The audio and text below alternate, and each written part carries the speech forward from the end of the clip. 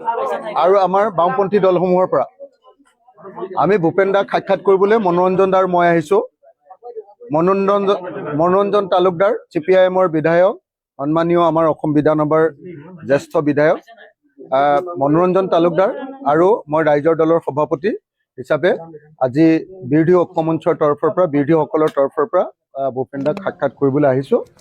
ইতিমধ্যে অলপ সময় কথা পাতিছোঁ। আপোনালোকে নিশ্চিন্ত হৈ থাকক যে ভূপেন দা আমাৰ মাজৰ পৰা আঁতৰি নাযায়। এতিয়া কংগ্ৰেছ দলৰ লগত দেৱব্ৰত শইকীয়া ডাঙৰীয়াৰ লগত কথা চলি আছে। তেখেতক আমি একেলগতে দলৰ কথাবিলাক পাতিবৰ কাৰণে এৰি থৈ আহিছোঁ। তেওঁলোকে অলপ কথা পাতি লওক। কিন্তু যদি কিবা কাৰণত কংগ্ৰেছত যদি সংঘাতো হয়, তথাপি মুঠতে আপোনালোকে এইটো বস্তু কোনেও নুলিয়াব যে ভূপেন দা বিজেপিলৈ যাব, এনেকুৱা ধৰণৰ কথা কোনেও যাতে নোলায়।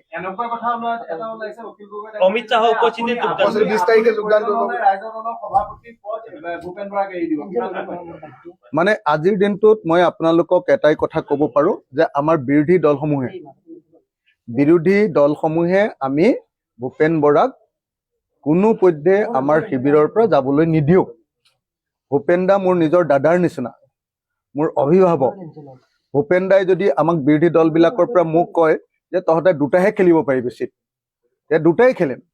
আমাৰ ৰিলেশ্যন তেনেকুৱা। ভূপেন দা মোৰ উপদেষ্টা হয়, ৰাজনৈতিক উপদেষ্টা হয়, মুখ্য উপদেষ্টা এজন মোৰ। মই যিকোনো সংকটত পৰিলে, ৰাজনৈতিক সংকটত পৰিলে ভূপেন দাৰ লগত কথা পাতোঁ। আৰু ভূপেন দাই সদায় পজিটিভ চিন্তাৰে আমাক দেখুৱাই দিয়ে কেনেকৈ আগবাঢ়িব লাগে। সেইকাৰণে মই ক্লিয়াৰলি আপোনালোকক এটা কথা কৈ লৈছোঁ যে আপোনালোকে এইবিলাক কথা নুলিয়াব। ক'ত 20 তাৰিখে বিজেপিত জইন কৰিবলৈ ভূপেন দাক ইয়াত কোনোবাই যাবলৈ দিব নেকি? ইয়াৰ পৰা আহক না, মুখ্যমন্ত্ৰী আহক, প্ৰধানমন্ত্ৰী আহক, অমিত শ্বাহ আহক। ভূপেন বৰা আমাৰ লগত আছিল, আমাৰ লগত আছে আৰু ভৱিষ্যতে আমাৰ লগতে থাকিব। ভূপেন দাক কোনেনো ইয়াৰ পৰা যাবলৈ দিব? দাঙি লৈ ফুৰিম আমাৰ লগতে। আপোনালোকে কথাটো বুজা নাই। আমাৰ লগত ৰিলেশ্যন কেনেকুৱা, মনোৰঞ্জন দাৰ লগত ৰিলেশ্যন কেনেকুৱা, অখিল গগৈৰ লগত ৰিলেশ্যন কেনেকুৱা, লুৰিণজ্যোতি গগৈৰ লগত ৰিলেশ্যন কেনেকুৱা। তেওঁ অলপ আঘাতপ্ৰাপ্ত হৈছে দলৰ ভিতৰৰ কিবা এটা কথাক লৈ, গতিকে সেই কথাটোক লৈ তেওঁ অলপ আঘাতপ্ৰাপ্ত হৈছে।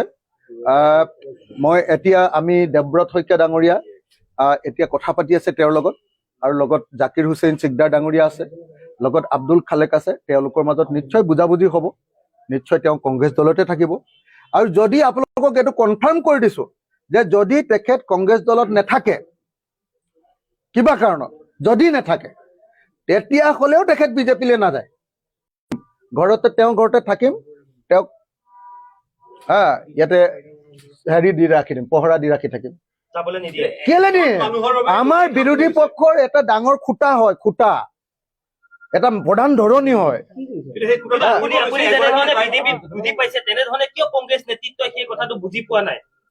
মানে সেইবিলাক কংগ্ৰেছৰ ভিতৰৰ কথাটো না দাদা, আমি ক'ব নোৱাৰো, আমি একো ক'ব নোৱাৰো।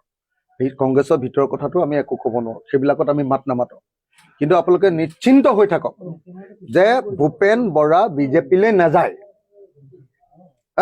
যদি ভূপেন বৰা বিজেপিলৈ যায়, তেতিয়াহ'লে ভূপেন বৰাক মই যাবলৈ নিদিওঁ। মই টেনশ্যন নল'ব, মই কৈছোঁ নহয়। খালি আপোনালোকে এনেই বাতৰি উলিয়াই নাথাকিব। আমাৰ বিৰোধী পক্ষৰ এজন ডাঙৰ লিডাৰ, তেওঁক বিজেপিলৈ যাব এইটো নকৰিব। আপোনালোকে সেইটো নুলিয়াব।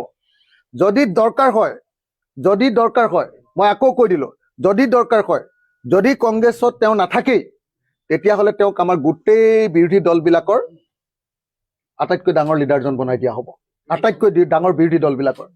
আৰু যদি তাৰ পাছতো তেওঁ যদি অসন্তুষ্ট হয়, তেতিয়াহ'লে আমাৰ ৰাইজৰ দলৰ সভাপতি পদটো মই তেওঁক এৰি দিম, কিন্তু ভূপেন বৰাৰ নিচিনা এজন মানুহক, ইমান অভিজ্ঞ মানুহক, ইমান দিন ধৰি যুঁজ বাগৰ কৰি থকা মানুহক, সন্মানীয় মানুহক আমি কেতিয়াও এনেকৈ আঁতৰি যাবলৈ দিব নোৱাৰো। এই কথাটো আপোনালোকে মনত ৰাখিব। মই আকৌ কৈ দিছোঁ দেই, একদম কোনো পধ্যে কোনেও নুলিয়াব যে ভূপেন বৰা বিজেপিলৈ যাব। বিজেপিক আমি ইয়াত একদম সোমাবলৈও নিদিওঁ।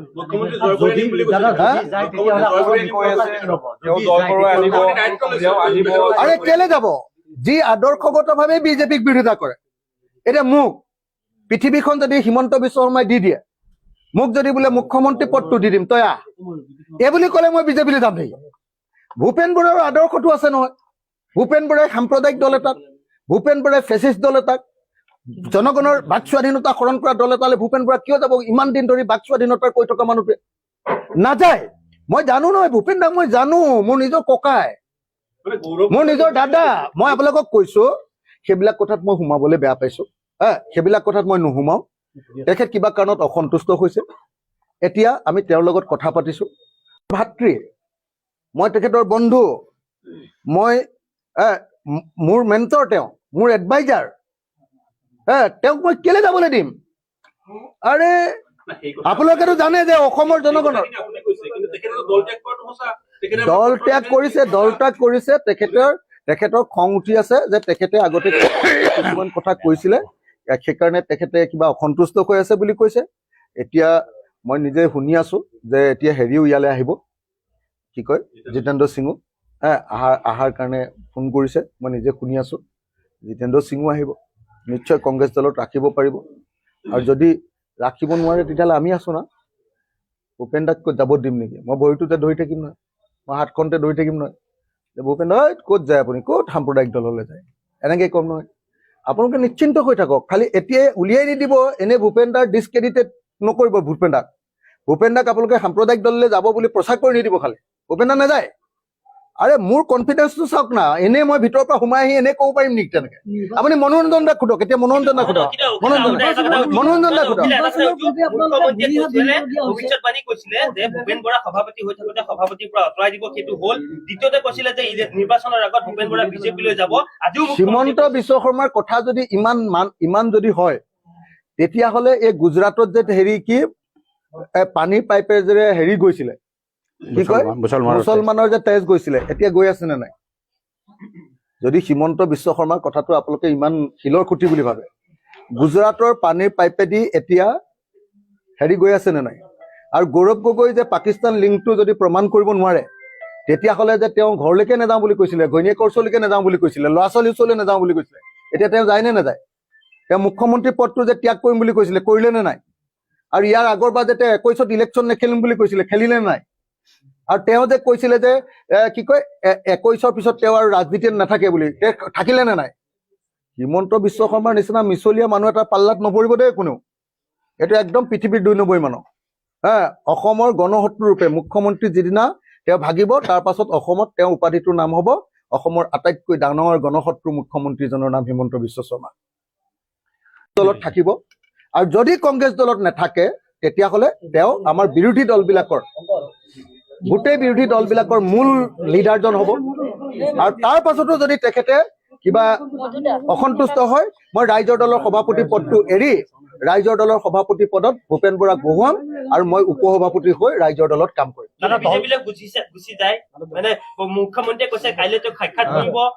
মুখ্যমন্ত্ৰীয়ে মানুহৰ মাজত, আমাৰ বিৰোধী দলবিলাকৰ আমাৰ যিটো আস্থা আছে মানুহৰ মাজত, সেইটো নাইকিয়া কৰিবৰ কাৰণে, অনাস্থা আনিবৰ কাৰণে এইটো কথা কৈ আছে। কোন মুখ্যমন্ত্ৰীক ভূপেন বৰাই মানে ইমান পাত্তা দিব কওকচোন? যিজন মুখ্যমন্ত্ৰী আজি আমাৰ ৰাজ্যখনৰ কাৰণে আটাইতকৈ ডাঙৰ শত্ৰু, গণশত্ৰুত পৰিণত হৈছে, সেই মুখ্যমন্ত্ৰীৰ কথা কোনে ভেলু দিয়ে? আপোনালোকে নিশ্চিন্ত থাকক, ভূপেন বৰাই মুঠতে বিজেপিত জইন নকৰে। আৰু ভূপেন বৰাই বিজেপিত জইন কৰিবলৈ হ'লে মই কান্ধত লৈ ঘূৰাই ফুৰিম যে ক'ত যাব পাৰে আপুনি, নোৱাৰিব বুলি। আপুনি চিন্তা নকৰে। আপুনি পুনৰ সুধিছো, দল ত্যাগ কৰাটো নিজৰ সিদ্ধান্ত আৰু ব্যক্তি স্বাধীনতা, তেওঁ ক'ত যায় কি কৰে। যদি তেখেতে বিজেপিত যোগদান কৰে, তেতিয়াহ'লে কংগ্ৰেছ দলৰ লগত আপোনালোকৰ মিত্ৰতা হ'বনে আৰু কেনেকৈ আগবাঢ়িব? নাই, মানে মই যিটো জানো, আপোনালোকে মিছা কথা কৈ লাভ নাই। কোনোবাই, আপুনি নিউজ লাইভে এইটো কেতিয়াও নিউজ নুলিয়াব যে আমাৰ ভূপেন বৰা গৈ বিজেপিত সোমাব। ভূপেন বৰা বিজেপিত নোসোমায়, কনফাৰ্ম। আজিৰ দিনটোত কিবা এটা আমি বিৰোধী দলসমূহৰ পৰা, আমাৰ আঞ্চলিক দল আৰু আমাৰ বাওঁপন্থী দলসমূহৰ পৰা আমি ভূপেন দাক সাক্ষাৎ কৰিবলৈ মনোৰঞ্জন দাৰ মই আহিছো। মনোৰঞ্জন তালুকদাৰ, CPIMৰ বিধায়ক, সন্মানীয় আমাৰ অসম বিধানসভাৰ জ্যেষ্ঠ বিধায়ক মনোৰঞ্জন তালুকদাৰ, আৰু মই ৰাইজৰ দলৰ সভাপতি হিচাপে আজি বিৰোধী ঐক্যমঞ্চৰ তৰফৰ পৰা, বিৰোধীসকলৰ তৰফৰ পৰা ভূপেন দাক সাক্ষাৎ কৰিবলৈ আহিছো। ইতিমধ্যে অলপ সময় কথা পাতিছো। আপোনালোকে নিশ্চিন্ত হৈ থাকক যে ভূপেন দা আমাৰ মাজৰ পৰা আঁতৰি নাযায়। এতিয়া কংগ্ৰেছ দলৰ লগত দেৱব্ৰত শইকীয়া ডাঙৰীয়াৰ লগত কথা চলি আছে। তেখেতক আমি একেলগতে দলৰ কথাবিলাক পাতিবৰ কাৰণে এৰি থৈ আহিছোঁ। তেওঁলোকে অলপ কথা পাতি লওক।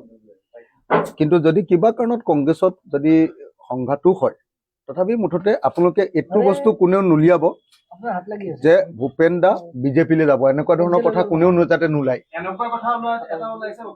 অমিত শ্বাহৰ উপস্থিতিত যোগদান 20 তাৰিখে যোগদান কৰিব। মানে আজিৰ দিনটোত মই আপোনালোকক এটাই কথা ক'ব পাৰো যে আমাৰ বিৰোধী দলসমূহে আমি ভূপেন বৰাক কোনোপধ্যে আমাৰ শিবিৰৰ পৰা যাবলৈ নিদিওঁ। ভূপেন দা মোৰ নিজৰ দাদাৰ নিচিনা, মোৰ অভিভাৱক। ভূপেন দাই যদি আমাক বিৰোধী দলবিলাকৰ পৰা মোক কয় যে তহঁতে দুটাহে খেলিব পাৰিবি চিট, এতিয়া দুটাই খেলিম। আমাৰ ৰিলেশ্যন তেনেকুৱা। ভূপেন দা মোৰ উপদেষ্টা হয়, ৰাজনৈতিক উপদেষ্টা হয়, মুখ্য উপদেষ্টা এজন মোৰ। মই যিকোনো সংকটত পৰিলে, ৰাজনৈতিক সংকটত পৰিলে ভূপেন দাৰ লগত কথা পাতোঁ। আৰু ভূপেন দাই সদায় পজিটিভ চিন্তাৰে আমাক দেখুৱাই দিয়ে কেনেকৈ আগবাঢ়িব লাগে। সেইকাৰণে মই ক্লিয়াৰলি আপোনালোকক এটা কথা কৈ লৈছোঁ যে আপোনালোকে এইবিলাক কথা নুলিয়াব। ক'ত 20 তাৰিখে বিজেপিত জইন কৰিবলৈ ভূপেন দাক ইয়াত কোনোবাই যাবলৈ দিব নেকি ইয়াৰ পৰা? আহক না, মুখ্যমন্ত্ৰী আহক, প্ৰধানমন্ত্ৰী আহক, অমিত শ্বাহ আহক। ভূপেন বৰা আমাৰ লগত আছিল, আমাৰ লগত আছে আৰু ভৱিষ্যতে আমাৰ লগতে থাকিব। ভূপেন দাক কোনেনো ইয়াৰ পৰা যাবলৈ দিব? দাঙি লৈ ফুৰিম আমাৰ লগতে। আপোনালোকে কথাটো বুজা নাই। আমাৰ লগত ৰিলেশ্যন কেনেকুৱা, মনোৰঞ্জন দাৰ লগত ৰিলেশ্যন কেনেকুৱা, অখিল গগৈৰ লগত ৰিলেশ্যন কেনেকুৱা, লুৰিণজ্যোতি গগৈৰ লগত ৰিলেশ্যন কেনেকুৱা। তেওঁ অলপ আঘাতপ্ৰাপ্ত হৈছে দলৰ ভিতৰৰ কিবা এটা কথাক লৈ, গতিকে সেই কথাটোক লৈ তেওঁ অলপ আঘাতপ্ৰাপ্ত হৈছে। আমি দেৱব্ৰত শইকীয়া ডাঙৰীয়া এতিয়া কথা পাতি আছে তেওঁৰ লগত, আৰু লগত জাকিৰ হুছেইন চিকদাৰ ডাঙৰীয়া আছে, লগত আব্দুল খালেক আছে। তেওঁলোকৰ মাজত নিশ্চয় বুজাবুজি হ'ব, নিশ্চয় তেওঁ কংগ্ৰেছ দলতে থাকিব। আৰু যদি আপোনালোকক এইটো কনফাৰ্ম কৰি দিছোঁ যে যদি তেখেত কংগ্ৰেছ দলত নাথাকে, কিবা কাৰণত যদি নাথাকে, তেতিয়া হ'লেও তেখেত বিজেপিলৈ নাযায়। ঘৰতে থাকিম, তেওঁক ইয়াতে দি ৰাখি দিম, পহৰা দি ৰাখি থাকিম। যাবলৈ নিদিয়ে। কেলে নিয়ে? আমাৰ বিৰোধী পক্ষৰ এটা ডাঙৰ খুঁটা হয়, এটা প্ৰধান ধৰণী হয়। আপুনি যেনেধৰণে বিজেপি বুজি পাইছে, তেনেধৰণে কিয় কংগ্ৰেছ নেতৃত্বই সেই কথাটো বুজি পোৱা নাই? মানে সেইবিলাক কংগ্ৰেছৰ ভিতৰৰ কথাটো না দাদা, আমি ক'ব নোৱাৰো। আমি একো ক'ব নোৱাৰো। এই কংগ্ৰেছৰ ভিতৰৰ কথাটো আমি একো ক'ব নোৱাৰো, সেইবিলাকত আমি মাত নামাতো। কিন্তু আপোনালোকে নিশ্চিন্ত হৈ থাকক যে ভূপেন বৰা বিজেপিলৈ নাযায়। যদি ভূপেন বৰা বিজেপিলৈ যায়, তেতিয়াহ'লে ভূপেন বৰাক মই যাবলৈ নিদিওঁ, মই সাৱটি ধৰি ৰখাই দিম। আপোনালোকে টেনশ্যন নল'ব, মই কৈছোঁ নহয়। খালি আপোনালোকে এনেই বাতৰি উলিয়াই নাথাকিব। আমাৰ বিৰোধী পক্ষৰ এজন ডাঙৰ লিডাৰ, তেওঁক বিজেপিলৈ যাব এইটো নকৰিব। আপোনালোকে সেইটো নুলিয়াব। যদি দৰকাৰ হয়, মই আকৌ কৈ দিলোঁ, যদি দৰকাৰ হয়, যদি কংগ্ৰেছত তেওঁ নাথাকেই, তেতিয়াহ'লে তেওঁক আমাৰ গোটেই বিৰোধী দলবিলাকৰ আটাইতকৈ ডাঙৰ লিডাৰজন বনাই দিয়া হ'ব, আটাইতকৈ ডাঙৰ বিৰোধী দলবিলাকৰ। আৰু যদি তাৰ পাছতো তেওঁ যদি অসন্তুষ্ট হয়, তেতিয়াহ'লে আমাৰ ৰাইজৰ দলৰ সভাপতি পদটো মই তেওঁক এৰি দিম। কিন্তু ভূপেন বৰাৰ নিচিনা এজন মানুহক, ইমান অভিজ্ঞ মানুহক, ইমান দিন ধৰি যুঁজ বাগৰ কৰি থকা মানুহক, সন্মানীয় মানুহক আমি কেতিয়াও এনেকৈ আঁতৰি যাবলৈ দিব নোৱাৰো। এই কথাটো আপোনালোকে মনত ৰাখিব। মই আকৌ কৈ দিছো দেই, একদম কোনোপধ্যে কোনেও নুলিয়াব যে ভূপেন বৰা বিজেপিলৈ যাব। বিজেপিক আমি ইয়াত একদম সোমাবলৈও নিদিওঁ।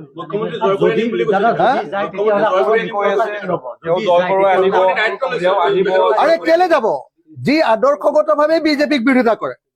এতিয়া মোক পৃথিৱীখন যদি হিমন্ত বিশ্ব শৰ্মাই দি দিয়ে, মোক যদি বোলে মুখ্যমন্ত্ৰী পদটো দি দিম, তই আহ, এই বুলি ক'লে মই বিজেপিলৈ যাম নেকি? ভূপেন বৰাৰ আদৰ্শটো আছে নহয়। ভূপেন বৰাই সাম্প্ৰদায়িক দল এটাক, ভূপেন বৰাই ফেচিষ্ট দল এটাক, জনগণৰ বাক স্বাধীনতা হৰণ কৰা দল এটালৈ ভূপেন বৰা কিয় যাব? ইমান দিন ধৰি বাক স্বাধীনতাৰ কৈ থকা মানুহটোৱে নাযায়।